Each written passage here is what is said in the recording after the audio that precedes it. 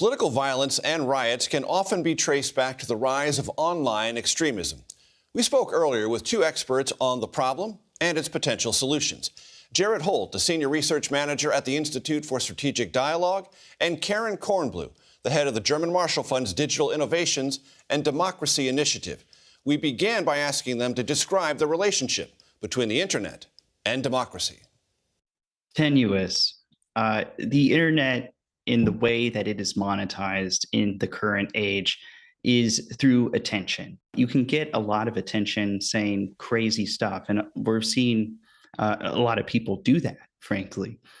So, as long as the business model of the internet is built around trying to captivate audiences and keep them clicking, reacting, whether that's through rage or diehard support, it's going to be in conflict with democracy, because democracy is not about what gets the most attention. It's supposed to be about, what the best ideas are. How do we compromise? How do we move forward? And this attention-based economy online is incongruent with that mission. Karen, complete the sentence. Internet's relationship to democracy is? It's fraught. It's definitely fraught. In the early days of the internet, it offered incredible promise, and it still does. All of these movements, Black Lives Matter, Me Too, were able to gain steam online, and that it just continues to offer the kind of promise of educating people, informing them, connecting them.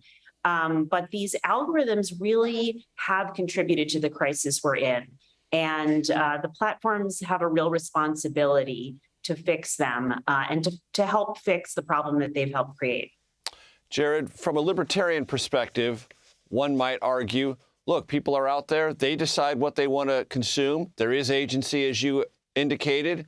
So the internet isn't the problem. These people are out there. They have their beliefs, and they're going to pursue it. Or is it that you're arguing the internet is an accelerator and a multiplier? It's an accelerator and a multiplier.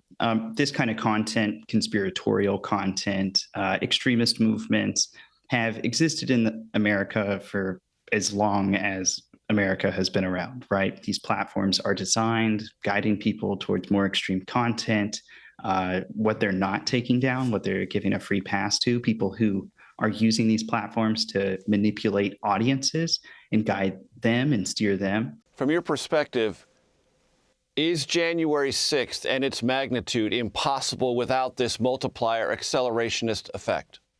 It's very safe to say that it wouldn't have happened the way that it did, at the scale that it did, coming together as fast as it did without the internet. A lot of attention was paid to fringe platforms like Parler after the riot, but a lot of the agitation and calls to action were happening on mainstream platforms from mainstream figures. For those on the right who say, you're missing this whole point. The point is we get canceled, we get deplatformed, and that's big tech silencing us. So our rights are the ones being trampled, you would say? This is the danger of the whack-a-mole solution. Not only is it ineffective, too little, too late, but it also raises all kinds of free expression concerns because it takes down content, it takes down people after the fact. I'd love to see the platforms not only fix their algorithms, but when they publish their terms of service, really commit themselves to enforce what they've put out there and not have so much discretion. It's this kind of discretion that I think really bothers people and makes them feel that they can't get on these very few opportunities for speech. Jared, what happened in these places you were describing, Parler, Getter, other parts of the web that maybe aren't as well trafficked as others after the Mar-a-Lago execution of a search warrant? These spaces online, pro-Trump forums, fringe platforms, just really erupted with violent rhetoric. These false beliefs that the FBI or law enforcement is out to get conservatives and Trump supporters specifically.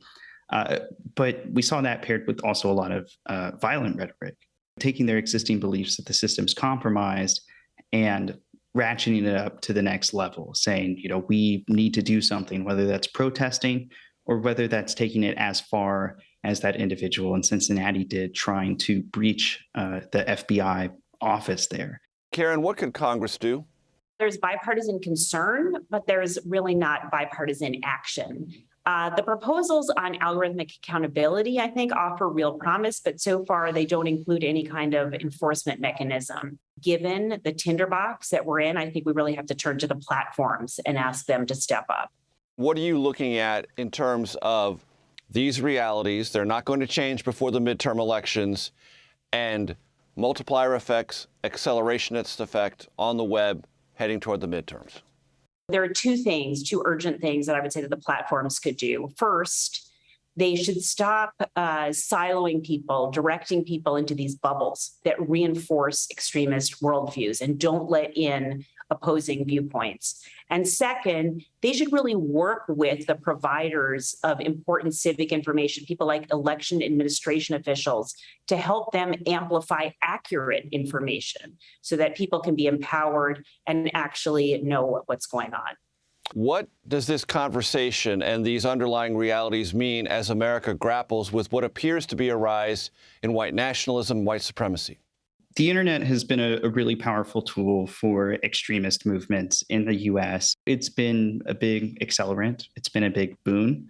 And we've seen consistently on platforms, they all have kind of red lines that content is not supposed to cross over. If it crosses over, if it's, particularly violent, particularly racist, that kind of material will get banned. But the content that walks right up to that line, that sort of tiptoes on that line, is among the highest performing content on these websites. It's not a level playing field. And that unlevel playing field has been, definitely an accelerant of these issues that we're seeing rise up in American prominence. The kind of stuff that we're talking about today, whether it's misinformation, conspiracy theories, et cetera, everybody is vulnerable to this. Rich people, poor people, smart people, not so smart people, everybody can fall victim to this stuff. And it has to do with the manipulative nature of the content. And I just think it's really important to stress that. We will be right back.